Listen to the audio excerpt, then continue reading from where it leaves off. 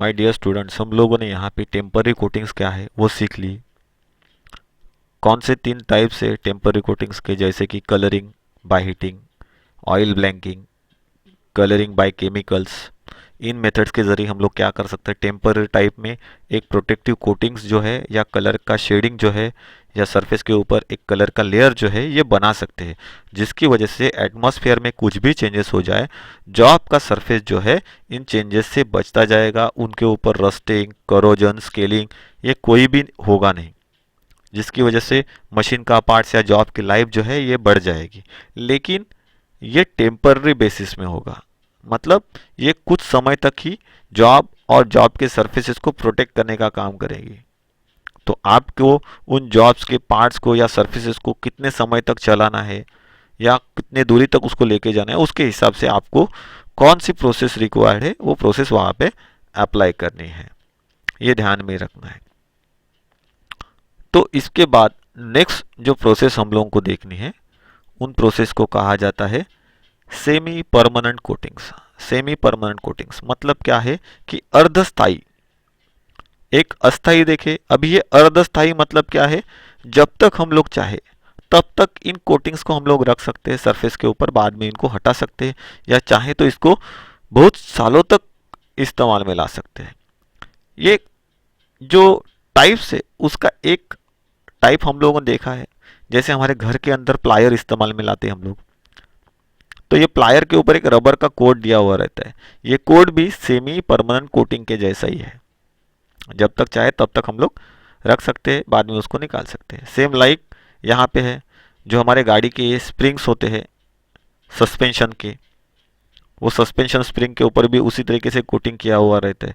Same हमारे घर के अंदर इस्तेमाल में आने वाले जो हैंगर्स है उसके ऊपर वही कोट किया हुआ रहता है।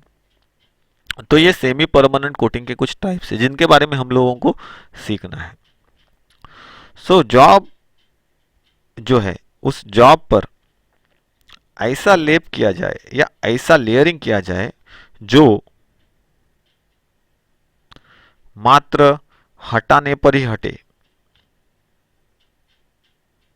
मतलब क्या है, जब हम लोग चाहे तभी हम लोग उसको हटा सकते हैं, तब तक वो हटेगा नहीं। ऐसा लेयर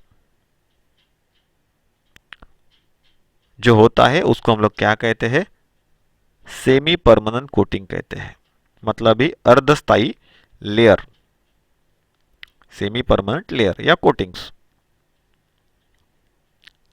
तो ये जो प्रोसेस है सेमी परमानेंट कोटिंग की, इस प्रोसेस के अंदर मेन 4 प्रोसेसेस आती है। इसके 4 टाइप्स है। कौन से है, तो पहली जो है उसको कहा जाता है पेंटिंग, दूसरी जो प्रोसेस है उसको कहा जाता है कलरिंग, तीसरी जो प्रोसेस है उसको कहा जाता है इनेमलिंग, और चौथी जो है उसको कहते हैं प्लास्टिक कोटिंग। फर्स्ट जो प्रोसेस है वो पेंटिंग, जो यहाँ पे हम लोग ड्राइंग में देख रहे हैं। ये प्रोसेस हम लोग हमारे जनरल जिंदगी में या हमारी रोजमर्रा की जिंदगी में, यह प्रोसेस हम लोग हमारे घर के अंदर भी इस्तेमाल में लाते हैं। पेंटिंग जिसको हम लोग कहते हैं, ये भी एक क्या है, प्रोटेक्टिव कोटिंग है। पेंटिंग, तो पेंटिंग के बारे में जानते हैं। जॉब या वर्क जो होता है उसके ऊपर किसी भी रंग का हम लोग पेंट या कलर करके उसकी जो सरफेस है उसकी सरफेस को और उसे सुरक्षित बना सकते हैं। दिखने के लिए ये सरफेस अट्रैक्टिव भी दिखती है। सो जब बात करें हम लोग तो रेड लीड को, ये रेड लीड जो है उस रेड लीड को प्राइमर के साथ में इस्तेमाल किया जाता है। तो रेड लीड और प्राइमर जब इकट्ठा होके हम लोग उस कलर को इस्तेमाल में लाते हैं तो वो क्या करता है, तो एक सबसे ज़्यादा प्रभावशाली सुरक्षा परत बनाता है। मतलब हाईएस्ट प्रोटेक्टिव सरफेस कोट जिसको हम लोग बोलते हैं, वो highest protective surface coat create करता है। तो ये रेड लीड और प्राइमर भाई कौन सी चीज का नाम है, हम लोगों ने सुना, मतलब कुछ अलग ही नाम लग रहा है, रेड लीड, प्राइमर। अरे भाई, हम लोगों ने इसके बारे में तो जानकारी हासिल की है, हम लोगों ने उसका इस्तेमाल किया है। क्या बोलते हैं हम लोग उसको? Red oxide. We know as a red oxide. उसका नाम क्या है? Red oxide. लाल कलर का एक ऑयल पेंट आता है। ये ऑयल पेंट नहीं होता है, लेकिन रेड कलर का एक कलरिंग मिक्सचर आता है, जिसके अंदर हम लोग क्या करते हैं? टर्पेंडाइल डालते हैं। टर्पेंडाइल मतलब क्या है? ये प्राइमर। तो प्राइमर को हम लोग उसके अंदर डालते हैं, उसको मिक्स करते हैं, उसको अप्लाई करते हैं। तो ये सबसे बढ़िया कोट बनाता है। इसीलिए किसी भी मेटल को जंग रोधी बनाना है तो हम लोग क्या करते हैं? उसके ऊपर रेड ऑक्साइड का कलर मारते हैं। क्यों? क्योंकि उसके अंदर मेटल को पकड़ के रखने की जो ताकत है, ये सबसे ज़्यादा होती है। ये सस्ता भी होता है और अच्छे तरीके का प्रोटेक्टिव कोड भी बनाता है अदर प्रोसेस के कंपैरिजन में। सो जब तक हम लोग चाहे तब तक इस कोड को हम लोग लेके चला सकते हैं। और ये इसका एक बेनिफिट है कि हम लोग इसके सरफेस के ऊपर दूसरा कलर जो है, ये दूसरा कलर लगा सकते हैं। सो रेड ऑक्साइड ये जो है मटेरियल या कलर, उसके थ्रू हम लोग क्या कर सकते हैं कि उसके ऊपर अगर हम लोग दूसरा कोई कलर इस्तेमाल करेंगे तो कलर की मात्रा जो है ये बहुत कम लगती है। क्योंकि ये क्या कर देता है? एक फाइन लेयर जो होता है, ये फाइन लेयर जॉब के सरफेस के ऊपर बना देता है। तो इसकी वजह से जॉब के अंदर कहीं भी कुछ खामी या खड्डा है या स्पॉन्जीनेस है, जिसको हम लोग पोरस स्ट्रक्चर बोलते हैं, ऐसा कुछ है, तो वो कलर वहां पे क्या जाता है? रेड ऑक्साइड जाके अपने आप को बिठा देता है और सरफेस को भर देता है। फिर बाद में हम लोग उसके ऊपर कलर करेंगे तो कलर भी अच्छे तरीके से शाइन होके उभर के बाहर आता है। ये ध्यान में रखना है। तो वो कौन सा मेटल है, मटेरियल है, तो उसको रेड लीड कहा जाता है। सो रेड लीड और प्राइमर का इस्तेमाल किया जाता है, जिसको हम लोग क्या बोलते हैं? Red oxide. तो ये जो है ये एक सबसे क्या करता है? Highest protective surface coat provide करता है, जिसको हम लोग क्या बोल सकते हैं? एक प्रभावी सुरक्षा कोट, अगर हिंदी में कहना है तो वो बनाता है। सो धातु या मेटल जो है उसको सेफ करने के लिए क्या किया जाता है?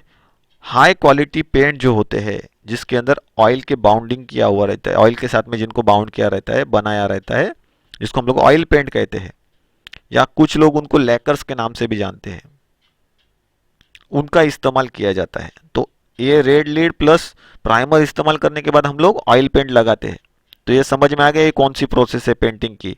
ये कलर वाला पेंटिंग नहीं है। ये जो प्रोसेस हम लोग इस्तेमाल में लाते हैं, तो क्या करते हैं? तो देखो यहाँ पे क्या किया गया है, पहले रेड ऑक्साइड को लगाया गया है, उसके बाद में उसके ऊपर उस कलर को लगाया गया है। तो ये कलर भी क्या करता है? कम सोखता है। कलर भी हमारा जो है ये कलर भी बचता है यहाँ पे। तो ये एक है, ये पेंटिंग मेथड है। ये कौन से नाम से जानी जाती है? तो पेंटिंग के नाम से जानी जाती है। दूसरी जो मेथड है उसको कहा जाता है कलरिंग मेथड। अभी देखो, एक पेंटिंग मेथड है, दूसरी कलरिंग मेथड है। तो कलरिंग मेथड क्या है उसके बारे में भी जानते हैं। तो जैसे कि पीतल मतलब ब्रास या एल्यूमिनियम, इसके जो पार्ट्स है उन पार्ट्स को हम लोगों को क्या करना होता है? अट्रैक्टिव बनाना होता है, आकर्षक बनाना होता है। और उसके साथ में ही उनके ऊपर कोई भी केमिकल का असर नहीं होना चाहिए, ये भी ध्यान में रखना है। तो खाली फेरस मेटल के ऊपर ही एटमॉस्फेयर का असर होता है क्या? नहीं। तो कॉपर के ऊपर भी होता है, जिसकी वजह से कॉपर के ऑक्साइड्स क्रिएट होकर उसका लेयर खराब हो जाता है, शाइन निकल जाती है। वैसे एल्यूमिनियम के साथ में भी होता है। तो ये जो पीतल या फिर एल्यूमिनियम के पार्ट्स है, उनको आकर्षक बनाने के लिए क्या किया जाता है? उनके ऊपर केमिकल का यूज करके एक कलर की लेयर जो है, ये कलर की लेयर क्रिएट की जाती है या बनाई जाती है। तो ये कैसे होता है? जैसे कि अगर हम लोग बात करें तो समझो ब्रास लिया या पीतल को लिया, मतलब पीतल को लिया, तो उसके ऊपर 5 पार्ट्स कास्टिक सोडा लिया, 10 पार्ट्स हम लोग कॉपर कार्बोनेट के लिए और 50 पार्ट पानी के लिए उसका एक मिक्सचर बनाया, और उस मिक्सचर के अंदर उसको डुबो के उसको गोल्डन कलर दिया गया। सो ये जो कलर है, ये कलर किसकी वजह से आता है? Because of the chemical compounds जो वहां पे हम लोगों ने इस्तेमाल किए हैं। वैसे ही स्टील का जो पार्ट्स है या स्टील से बने हुए जो पार्ट्स है, उनको ब्लैक करने के लिए क्या किया जाता है? क्वेंचिंग किया जाता है। या फिर कूलिंग के दौरान जॉब को क्या करते हैं, बाहर निकालते हैं और ऑयल लगाकर उसी भट्टी में क्या करते हैं 150 डिग्री सेंटीग्रेड तक गर्म कर देते हैं। सो जिसकी वजह से वो क्या हो जाता है, ब्लैक कलर में आ जाता है। इसी को हम लोग क्या कहते हैं, जैसे हम लोगों ने देखा था ब्लैकिंग, ऑयल ब्लैकिंग, ये मेथड देखी थी। कहाँ पे देखी थी, तो हम लोगों ने टेम्पररी कोटिंग्स के अंदर देखी थी। सिमिलरली ये प्रोसेस वहाँ पे अप्लाई में लाई जाती है, लेकिन कब, उसको कुछ पर्टिकुलर प्रोसेस के बाद, तो जिसकी वजह से इसकी लाइफ जो है ये और ज़्यादा बढ़ जाती है। तो ये है कलरिंग की प्रोसेस। उसके बाद नेक्स्ट जो है ये है एनामलिंग। एनामेलिंग जो प्रोसेस है एनामेल, तो वहाँ पे एनामेल पाउडर का इस्तेमाल करते हैं, एनामेल के पाउडर का इस्तेमाल करते हैं। वहाँ पे एनामेल पाउडर जो है उसको एक पर्टिकुलर टेम्परेचर तक,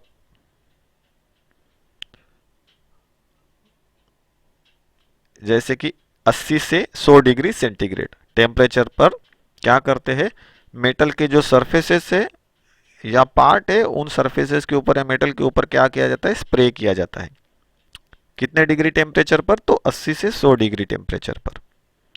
और स्प्रे करने से मेटल की जो सरफेस है उसके ऊपर एक कोट या लेयर जो है ये लेयर बन जाती है, मतलब ये एक प्रकार की कोटिंग बन जाती है। ये कोटिंग जो है, ये कोटिंग कैसे रहती है, तो हीट रेजिस्टेंस रहती है, मतलब हीट को रेजिस्ट करने वाली। तो हिंदी में अगर बोले तो उसको हम लोग क्या कह सकते हैं, ऊष्मा प्रतिरोधी कह सकते हैं, ऊष्मा को प्रतिरोध करने वाली, हीट रेजिस्टेंस। इसके साथ में ही ये सरफेस जो होती है, ये सरफेस केमिकल रिएक्शन को भी क्या करती है, रेजिस्ट करती है, मतलब अवरोध करती है या प्रतिरोध करती है, मतलब वो केमिकल रिएक्शन भी होने नहीं देती अपने साथ में। इस तरीके से वो सरफेस बन जाती है। सो इसमें इस्तेमाल में लाए जाने वाले जो चीज़ें हैं उसके अंदर एनेमल पाउडर होता है, ग्लास पाउडर होता है, क्वार्टर्स होते हैं या फेस्पर होते हैं। फेस्पर के बाद एल्यूमिनिया होता है, एल्यूमिनियम नहीं एल्यूमिना जिसको बोला जाता है, तो एल्यूमिनिया होता है। इसके अलावा कुछ डाइज जो होती है, इन डाइज के मिक्सचर होते हैं और इनके ज़रिए ये एनेमल जो होता है, ये एनेमल कोट बनाया जाता है, जिसकी वजह से जो मेटल के सरफेसेस है या जॉब के सरफेस है जिसको हम लोगों को एंटी रस्ट बनाना है, प्रोटेक्टिव बनाना है, तो इसकी वजह से क्या होता है, मेटल जो है उसके ऊपर किसी भी तरीके से रस्टिंग, स्केलिंग, करोजन ये होने के जो चांसेस होते हैं या खतरे जो होते हैं ये पूरी तरीके से निकल जाते हैं। जैसे कि हम लोगों ने यहाँ पे देखा है कि कलरिंग कैसे होता है, ये कलरिंग प्रोसेस है। एनामेलिंग मेथड को यहाँ पे दिखाया गया है, किस तरीके से एनामेलिंग मेथड को हम लोग परफॉर्म करते हैं। कहाँ पे किया गया है, तो देखो यहाँ पे मेटल के ऊपर किया गया है ये एनामेलिंग। बहुत सारे मेटल्स के ऊपर भी करते हैं ये एनामेलिंग जो मेथड है उसको। उसके बाद जो नेक्स्ट प्रोसेस है उसको कहा जाता है प्लास्टिक कोटिंग। सो प्लास्टिक कोटिंग जो प्रोसेस है, इस प्लास्टिक कोटिंग को एंटी करोसिव, मतलब ही क्या है, जिसको हम लोग बोलते हैं जंगरोधी, इसके साथ में ही एक एट्रैक्टिवनेस देने के हिसाब से इस्तेमाल में लाया जाता है। ये प्लास्टिक कोटिंग प्रोसेस की वजह से या प्लास्टिक कोटिंग मेथड की वजह से क्या होते हैं, जो भी चीज़ें हैं उनको एक एट्रैक्टिवनेस मिल जाता है देखने के लिए। जैसे हम लोग बोलते हैं कि घर में कुछ अच्छा सजावट करो, तो वैसे ही वो बन जाती है, मतलब क्या है, देखने के लिए वो अट्रैक्टिव बन जाती है बिकॉज ऑफ दिस प्रोसेस। जैसे कि हम लोग देखते हैं कि कुछ जगह पे प्लायर्स के ऊपर वो कोटिंग की हुई रहती है, जो मैंने पहले ही बोला था आपको, तो जिसकी वजह से प्लायर को एक अट्रैक्टिवनेस बनता है। उसके लिए कुछ स्पेशल टाइप के हैंडल बिठाने की ज़रूरत नहीं होती है। तो ये कौन सा है, तो ये प्लास्टिक कोटिंग के जरिए किया जाता है बहुत सारी जगह पे। खाली प्लायर के लिए ही नहीं, हमारे घर के अंदर इस्तेमाल में आने वाली बहुत सारी जैसी चीज़ें हैं जिनके ऊपर ये प्लास्टिक कोटिंग की हुई रहती है। सो जिसकी वजह से क्या होता है, मेटल एंटी करोसिव भी बनता है, और मतलब वो करोजन से सेफ भी रहता है और वो एट्रैक्टिव भी बन जाता है, जिसको हम लोग कहीं भी दिखाने के लिए या दिखावे के लिए इस्तेमाल में ला सकते हैं। ये जो कोटिंग है, ये कोटिंग पिघली हुई प्लास्टिक, मतलब मेल्टेड प्लास्टिक हम लोग जिसको बोलते हैं, इस मेल्टेड प्लास्टिक के अंदर जिस मेटल को कोट करना है उस मेटल को क्या करते हैं, डुबाते हैं, या फिर वार्निशिंग मेथड के द्वारा भी ये की जाती है। सो आजकल हम लोग बात करें तो ऑयल पेंट्स के जगह पे synthetic raising paints, synthetic raising paints, cellulosic paints या फिर क्लोरीनेटेड रबर पेंट जो है उनका इस्तेमाल किया जाता है। वो भी इनके जैसे लेयरिंग जो है, ये इनके जैसे लेयरिंग प्रोवाइड करते हैं किसी भी मेटल के सरफेस के ऊपर। तो आपको कितने थिकनेस की या कितने मोटाई की सरफेस के ऊपर वो प्रोटेक्टिव कोटिंग क्रिएट करनी है, इसके ऊपर इन टाइप्स में से किसी एक का वहां पे इस्तेमाल किया जाता है। पतली वाली लेयर लगाना है या मोटी वाली लेयर लगाना है तो फिर इन मेथड्स का वहां पे इस्तेमाल करते हैं। तो प्लास्टिक कोटिंग के अंदर किसका किसका मेथड का इस्तेमाल होता है, तो सिंथेटिक रेजिंग पेंट्स इस्तेमाल में लाया जाता है, या सेल्यूलोजिक पेंट जो है उनका इस्तेमाल करते हैं, क्लोरीनेटेड रबर जो है या क्लोरीनेटेड रबर पेंट जिसको हम लोग कहते हैं उसका इस्तेमाल किया जाता है। तो ये किसके अंदर आते हैं, तो प्लास्टिक कोटिंग मेथड जो है, ये प्लास्टिक कोटिंग मेथड के अंदर ये सभी प्रोसेसेस जो है, ये सभी प्रोसेसेस आते हैं। इसके बाद अगर हम लोग बात करें तो वो है थर्ड हमारा परमानेंट कोटिंग्स। परमानेंट कोटिंग मतलब जिसको हम लोग बोल सकते हैं कि स्थायी कोटिंग्स, बहुत सालों तक या लाइफ लॉन्ग जो कोटिंग्स रहनी चाहिए उनको हम लोग क्या कहते हैं, परमानेंट कोटिंग कहते हैं। सो जॉब जो है वो जॉब को बहुत लंबे समय तक सुरक्षा प्रदान करने हेतु जॉब के सरफेस के ऊपर की जाने वाली जो भी सरफेस प्रोटेक्टिव कोटिंग्स है उसको हम लोग क्या कहते हैं, परमानेंट कोटिंग कहते हैं। जैसे कि निकेल या फिर क्रोमियम प्लेटिंग, इस मेथड को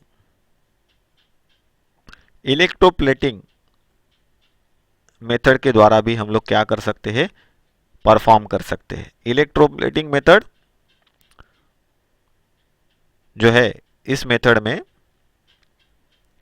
जो इलेक्ट्रिक सप्लाई होती है या करंट का फ्लो होता है, वो करंट का फ्लो क्या किया जाता है,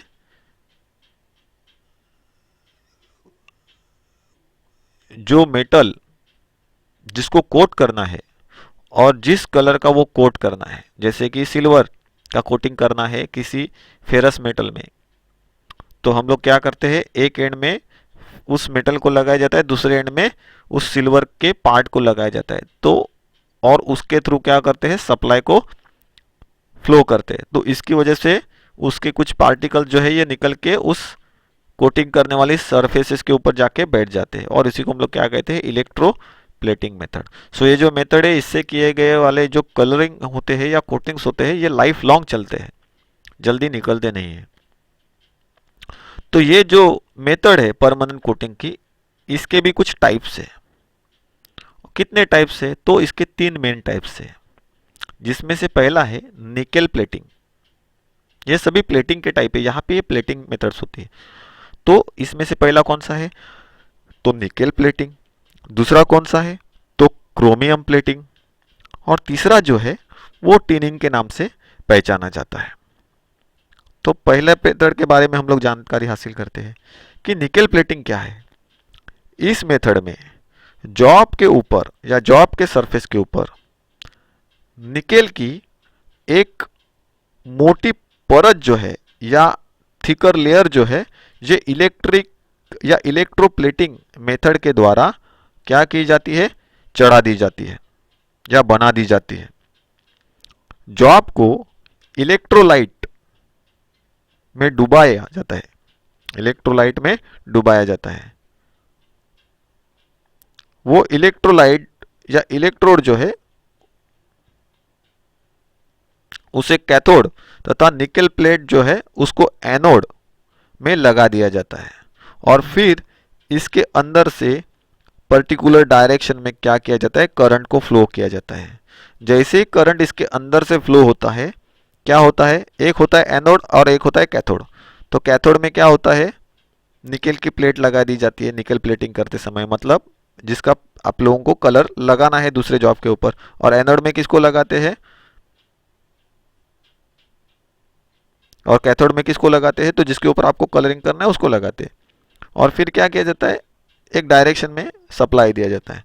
तो फिर ये डायरेक्शन में दिया हुआ सप्लाई जब चालू होता है तो क्या होता है, उसमें से निकल के पार्टिकल जो है ये निकल के कहाँ पे जाके बैठ जाते हैं,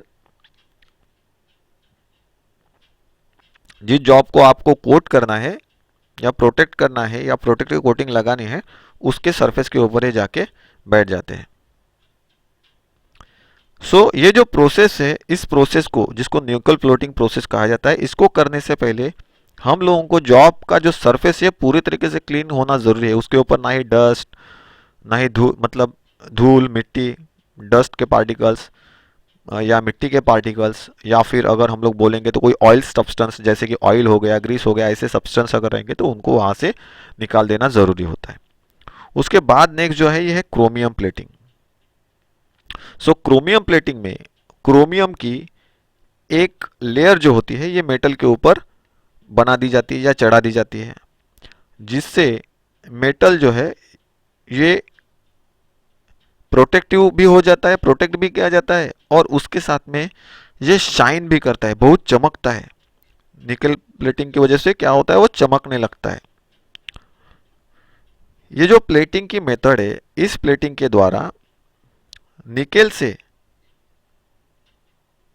भी हार्ड लेयर जो है क्रोमियम प्लेटिंग में मिलती है। मतलब निकल प्लेटिंग की जो लेयर होती है वो जितनी हार्ड नहीं होती, उतनी क्रोमियम प्लेटिंग में हम लोगों को हार्ड लेयर जो है ये हार्ड लेयर मिलती है। इसीलिए इसकी लाइफ भी उतनी ही ज़्यादा लॉन्ग होती है, लंबी होती है, मतलब बहुत लंबाई तक ये प्लेटिंग जैसे कि वैसे रह जाती है। देखने के लिए अगर बात करें तो क्रोमियम प्लेटिंग जो है ये निकल प्लेटिंग के जैसी ही होती है, उसके जैसी ही की जाती है। जहां पे हम लोगों को क्रोमियम प्लेटिंग करनी है तो उसके लिए कभी क्या किया जाता है, पहले निकल प्लेटिंग की जाती है और उसके बाद ही क्रोमियम प्लेटिंग करते हैं, जिसकी वजह से क्रोमियम प्लेटिंग में लगने वाली लागत जो है कम हो जाती है।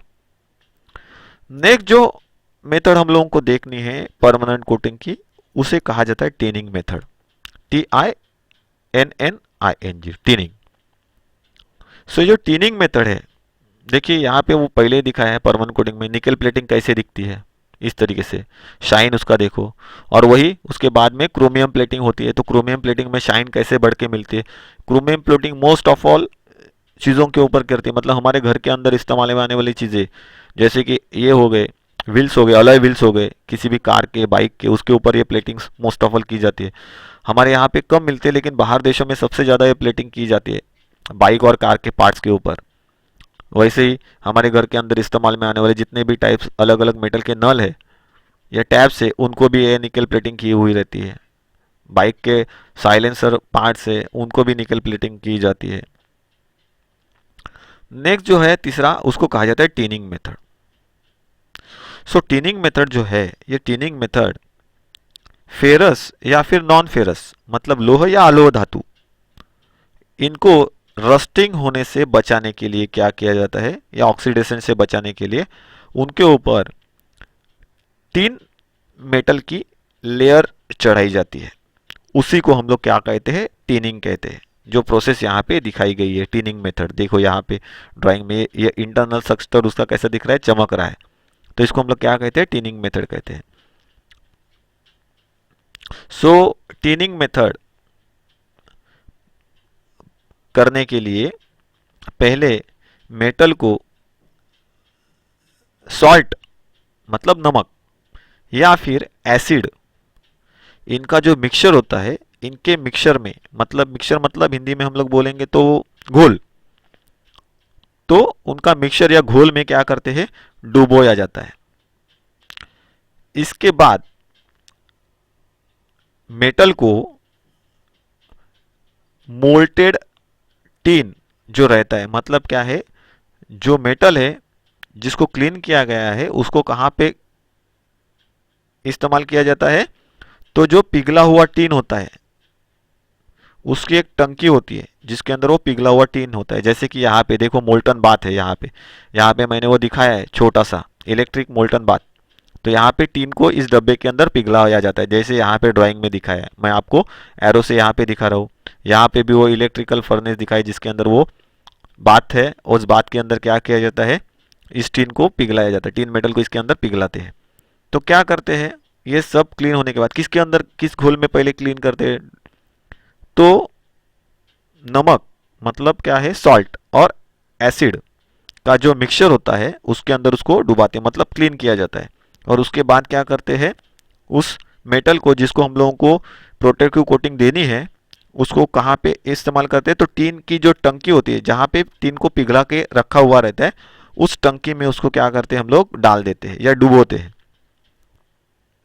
जब ये मोल्टेड टीन जो है या पिघला हुआ टीन जो है ये पूरे मेटल के ऊपर बैठ जाता है या चढ़ जाता है, उसकी लेयर बैठ जाती है या चढ़ जाती है, तब उस टंकी से उसको बाहर निकालते हैं, या उस जो बॉक्स रहता है या टब रहता है जो उसको बाथ कहते हैं, मोल्टन टिन का बाथ, तो उस बाथ के अंदर से क्या किया जाता है, उस मेटल को उस बाथ के अंदर से बाहर निकाल जाता है और उसको नॉर्मल एयर में क्या करते हैं, सुखाते हैं, ठंडा करते हैं।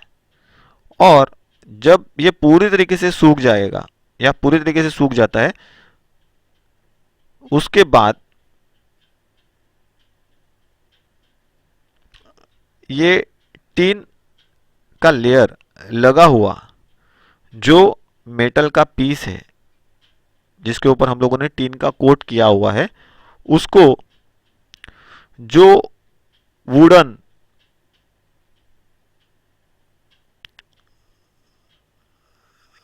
के पार्टिकल्स रहते हैं छोटे छोटे, मतलब लकड़ी का जिसको हम लोग चूरा बोलते हैं, तो उस लकड़ी के चूरे के साथ में क्या करते हैं, एक ड्रम के अंदर घुमाते हैं। तो उस ड्रम के अंदर क्या होती है, घुमाने के लिए मोटर्स लगी हुई रहती है जो ड्रम घूमता रहता है, और उसके अंदर क्या होता है, लकड़ी का जो चूरा होता है वो चूरा वहां पे डाला हुआ रहता है, लकड़ी का भूसा जिसको हम लोग बोलते हैं या चूरा बोलते हैं, वो चूरा डाला हुआ रहता है। उसके अंदर वो टीन का लेयर लगा हुआ जो जॉब होता है जिसको हम लोग प्रोटेक्टिव कोटिंग किया है टीन का, उसको वहां पे डाल देते हैं और गोल गोल घुमाते हैं। तो गोल गोल घुमाने की वजह से टीन लगा हुआ जो मेटल का पार्ट है या टीन का लेयर लगा हुआ जो मेटल का पार्ट है जिसको हम लोगों ने प्रोटेक्टिव कोटिंग किया हुआ है टीन के जरिए, इसके ऊपर एक अलग तरीके की चमक आ जाती है, शाइन आ जाती है।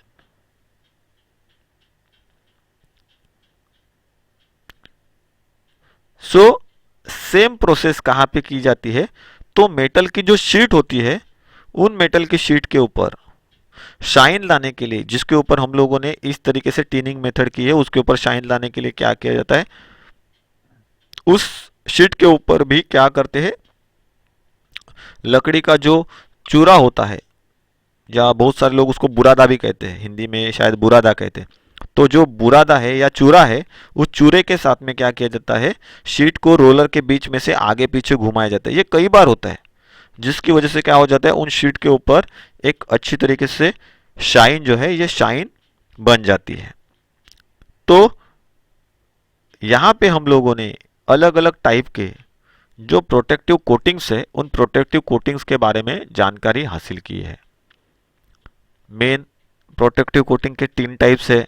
कौन से 3 टाइप्स हम लोगों ने देखे हैं, तो temporary coatings, semi permanent coatings और परमानेंट कोटिंग्स। उसमें से जो टेम्पररी कोटिंग्स है उसके अंदर हीटिंग के जरिए कलर दिया जाता है, वो देखा किस तरीके से। फिर ऑयल ब्लैंकिंग मेथड देखा, ऑयल ब्लैंकिंग मेथड के बाद colouring by chemicals using different chemicals, colour को किस तरीके से जॉब के सरफेस के ऊपर लाया जाता है। लेकिन ये मेथड कैसे होते हैं, टेम्पररी होते हैं, अस्थायी होते हैं, बहुत सालों तक नहीं चल सकते या बहुत महीनों तक चलेंगे उसकी गारंटी नहीं होती है। उसके बाद हम लोगों ने सेमी परमानेंट जो कोटिंग्स है उनको देखा, मतलब कुछ समय तक हम लोग उसको चला सकते हैं, कुछ महीनों तक, कुछ सालों तक हम लोग उसको चला सकते हैं। उसके बाद उसके टाइप्स देखे, जैसे कि पेंटिंग हो गया, कलरिंग हो गया, इनेमलिंग हो गया, प्लास्टिक कोटिंग हो गया, और प्लास्टिक कोटिंग में कौन से कलर्स इस्तेमाल में लाए जाते हैं वो देखे, टाइप्स देखे उसके वो। उसके बाद हम लोगों ने परमानेंट कोटिंग देखा। परमानेंट कोटिंग के तीन मेन टाइप्स है। तो परमानेंट कोटिंग में क्या होता है, तो इलेक्ट्रोप्लेटिंग मेथड का इस्तेमाल किया जाता है, जहाँ पे इलेक्ट्रिकल सप्लाई को फ्लो करके हम लोग क्या कर सकते हैं, रिक्वायर्ड कलर का कोड जो है वो दूसरे मेटल के ऊपर डाल सकते हैं। तो एक साइड में एनोड होता है, एक साइड में क्या होता है, कैथोड होता है, जो हम लोगों ने देखा, बरोबर है कि नहीं। और कैथोड और जिसका कलर देना है उसको कहाँ पे लगाते हैं, तो एनोड में लगाते हैं, जिसको कलर देना है उसको कहाँ पे लगाते हैं, कैथोड में लगाते हैं। तो ये देखा हम लोगों ने। उसके बाद इसके टाइप्स देखे, जैसे कि निकल प्लेटिंग देखा, क्रोमियम प्लेटिंग देखा, टीनिंग देखा। टीनिंग किस तरीके से की जाती है, क्रोमियम प्लेटिंग किस तरीके से होती है, निकल प्लेटिंग किस तरीके से। निकल प्लेटिंग में हम लोगों को जितना हायर सरफेस फिनिश नहीं मिलता है वो किससे मिलता है, क्रोमियम प्लेटिंग से मिलता है, लेकिन ये महंगी हो सकती है डायरेक्टली की जाए तो इसके लिए क्या करते हैं, पहले निकल प्लेटिंग करते हैं, उसके बाद में उसको क्या किया जाता है, क्रोम प्लेटिंग किया जाता है। सो कम से कम लेयर हम लोगों को क्रोम की लगानी पड़ती है। उसके बाद क्रोमियम प्लेटिंग कैसे रहती है, हाई फिनिश वाली, चमकने वाली, जिसकी सतह कैसी होती है या जिसका कोट का थिकनेस का सरफेस कैसा रहता है, तो हार्डर रहता है, इसीलिए वो लाइफ लॉन्ग चलती है। और या फिर अगर कोई रबिंग एक्शन भी उसके ऊपर हो जाए तो फिर इस क्रोमियम प्लेटिंग को कोई फर्क नहीं पड़ता है।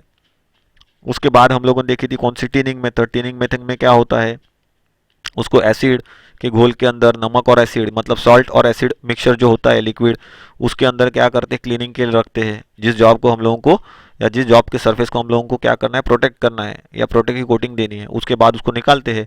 मोल्टन किया हुआ जो मेटल के बात होते हैं उस बाद में कौन किसको मोल्ड किया हुआ रहता है, तो टीन नाम का जो मेटल है हमारा, वो टीन को मोल्ड किया हुआ रहता है, पिघला के रखा हुआ रहता है, जिसके अंदर हम लोग क्या करते हैं, उस मेटल को छोड़ते हैं या मेटल के पार्ट को उसके अंदर छोड़ दिया जाता है, डुबा दिया जाता है, और कुछ समय के बाद उसको बाहर निकालते हैं, नॉर्मल एयर में ठंडा होने के लिए छोड़ दिया जाता है। उसके बाद उसको क्या करते हैं, घूमने वाले ड्रम के अंदर लकड़ी का जो बुरादा होता है या लकड़ी का जो चूरा होता है उसके साथ में हम लोग क्या करते हैं, उसको डालते हैं और उसको गोल गोल घुमाते हैं। हाई स्पीड में घूमने के बाद क्या होता है, एक दूसरे के साथ में ये फ्रिक्शनेट होते हैं और इसकी वजह से क्या हो जाती है, उसके ऊपर शाइन आती है।